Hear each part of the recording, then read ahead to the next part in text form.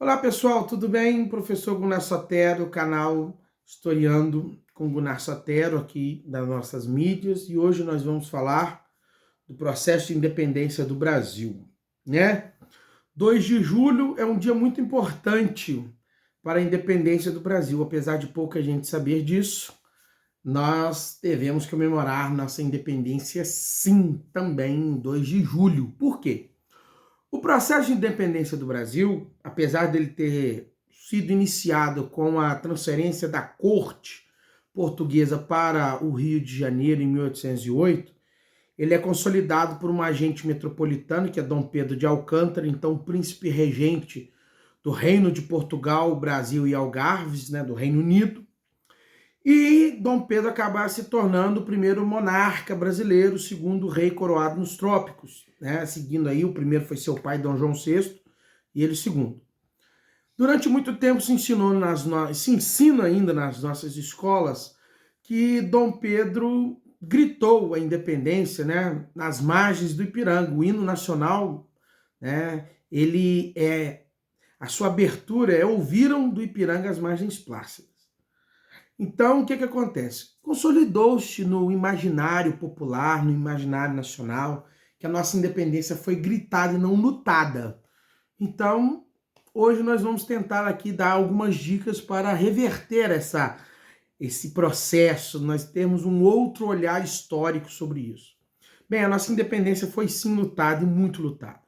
Nós tivemos várias batalhas, não no Sudeste, mas no Norte, né?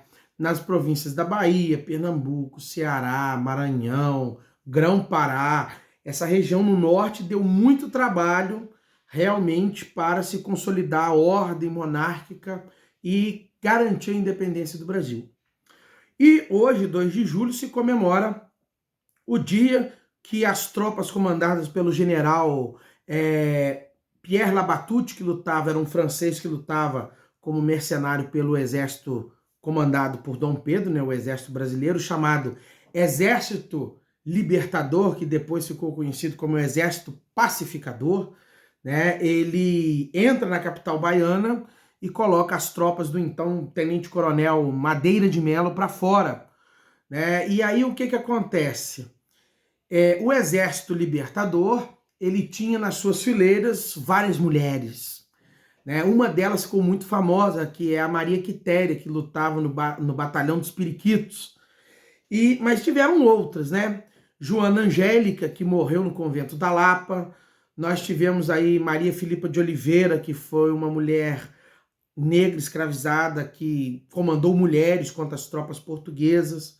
Nós tivemos combates na Bahia muito rígidos, como o combate de Pirajá, né, que colocou os portugueses para fora. Inclusive, né, um dos brasileiros que lutaram nessa época, um dos nacionais, dos nativos que lutaram, foi o JJ Lima e Silva, o tio do então futuro Duque de Caxias, o Visconde de Magé. Ele estava lá nessas batalhas.